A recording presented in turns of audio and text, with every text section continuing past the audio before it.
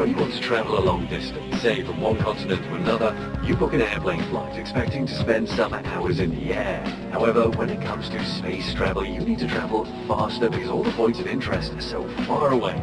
Space explorers have always been searching for a way to travel faster than light, which will allow them to get to deep space more quickly.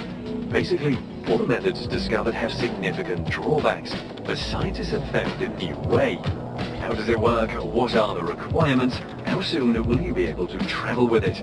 Join us as we bring you a new way to travel faster than light. Light is fascinating and very important because without it, it would be difficult to watch this video. Thanks to the sun and other artificial light sources that humans have come up with, we can walk without running into objects unexpectedly. However, you have probably heard light travels and travels fast.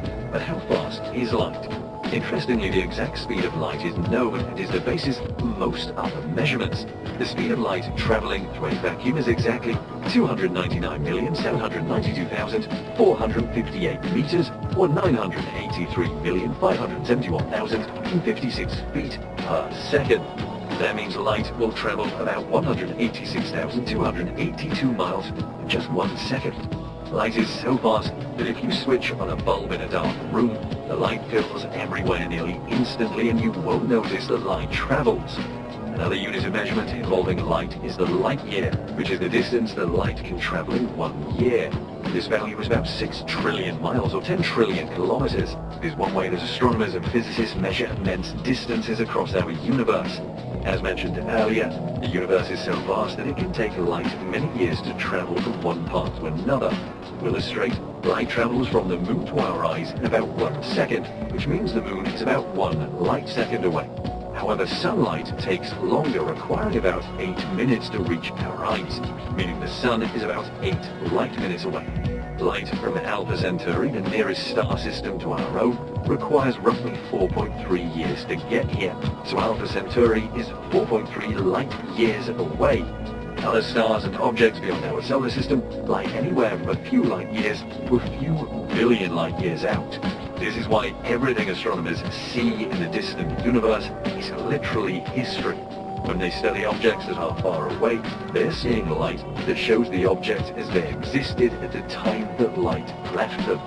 While there are a lot of fascinating things you can do with light, scientists have tried to find a way to travel at the speed of light. This is interesting as humans will finally become an interplanetary species. For instance, SpaceX billionaire CEO Elon Musk wants to form a settlement on Mars, but as explorers have to bear, at the minimum, 5 months of travel through space before touching down on the red planet. This can even reach almost a year depending on how close the two planets are. And that is with all the hazards it brings before touching down on the red planet. However, with speed of light travel, they can make a long trip in less than 4 minutes.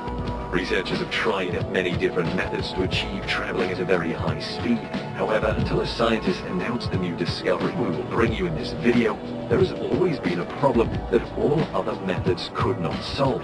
Even to achieve 1% of the speed of light, which is still plenty fast as it can take you from Los Angeles to New York in a little over a second, is very hard. The problem, in a single word, is energy. Any object moving has energy due to its motion, and physicists call this kinetic energy. To go faster, you need to increase kinetic energy. The problem is that it takes a lot of kinetic energy to increase speed. To make something go twice as fast takes 4 times the energy. Making something go 3 times as fast requires 9 times the energy, and so on. For example, to get a teenager who weighs 110 pounds to 1% of the speed of light would cost 200 trillion joules. That's roughly the same amount of energy that 2 million people in the US use in a day. Take, for example, the EM drive, which was touted as the technology that would take us to the most distant parts of the universe very fast. This invention, which has even been patented, theoretically works by trapping microwaves in a shaped chamber where their bouncing produces thrust. The chamber is closed, meaning from the outside it will appear to simply move without any fuel input or any thrust output. The EM drive relies on Newton's second law, where force is defined as the rate of change of momentum. Thus, an electromagnetic or EM wave traveling at the speed of light has a certain momentum that will transfer to a reflector, resulting in a tiny force. This accumulated tiny force in great quantity is what enables the EM drive, which sounds simple but also essentially turns our understanding of physics on its head. No energy is going in or coming out, which makes us ask questions like, how are the waves initialized? How do they continue to move? And where is their momentum coming from? You can't have spontaneous created momentum without an explicable push, which is why many scientists don't even take the EM drive seriously. If the EM drive works, then it invalidates much of what physicists know about the universe.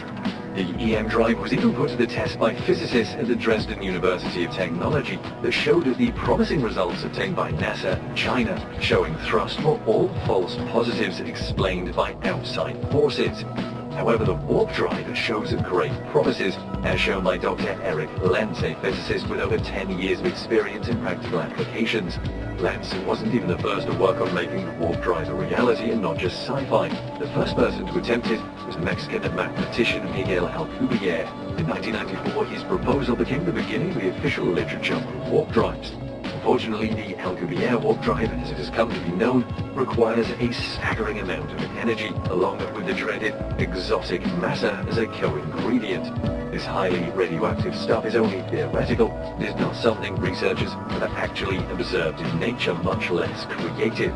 A handful of variations have been suggested since, including a 2010 update to the Alcubierre drive's physical design, made by former NASA engineer Dr. Harold G. Sonny White. His update reduced the amount of energy needed to a less daunting number, even though it was still not practical because the solution also still required exotic matter, albeit significantly less than the Alcubierre solution. Another group of researchers from Switzerland, known as Applied Physics APL, put forth their own concept. Interestingly, their drive did not need any exotic material to create its warp bubble. However, their model could not go beyond the speed of light, which is the holy grail of space travel. To explain how its concept is different from those already proposed, Lentz first points to the physical structure of the classical Alcubierre drive, on which nearly all other solutions are more or less based. He said the Alcubierre solution provided an intuitive picture of what a warp drive would do, that is, contract the space immediately in front of the central region containing the ship or transport, and expand the space immediately behind. This shows the warp drive as a wave of curvature, which a ship will ride to its destination. Even though it is the cornerstone of warp travel, Lentz argues it is not even the essential feature. Instead, he says a solution proposed by physicist Jose Notario back in 2002 showed that the expansion and contraction weren't necessary to transport the ship forward. Their work prompted him to rethink how a warp could be created using only traditional matter and not exotic matter. Notario was able to prove that the expansion could be trivial or zero everywhere and still perform the same task of transporting a ship. This is a significant breakthrough because it means that exotic matter that warps the space in front of the theoretical passenger and behind them in nearly all theoretical warp drive solutions is no longer needed. And by building on Notario's theory, Lentz created his own variation that he believes is even more viable because it is rooted in conventional physics. Aside from this key material difference, Lentz indicated that his solution differs from Alcubierre and most others geometrically due to how the energy is placed around the warp bubble. In the Alcubierre solution, the energy density and curvatures are maximally separated, with the energy being restricted to a small torus between the regions of high contraction and expansion. The curvatures and sources in Lentz's proposal are instead highly correlated, with the regions of high energy density, high expansion and contraction overlapping almost exactly. It is these geometric distinctions between his concept and the traditional concepts that make Lentz's proposal a potentially more viable warp solution than those previously proposed. Of course, Lentz's warp drive is still completely theoretical. He does, however, see a few steps that can be taken right away to try to move his version closer to reality, which, like all previous drive theories, includes reducing the amount of energy needed. Where does Lentz want to take his warp drive from here? He said the next target is to make a warp bubble capable of moving at 1% the speed of light using a modern-day fission reactor.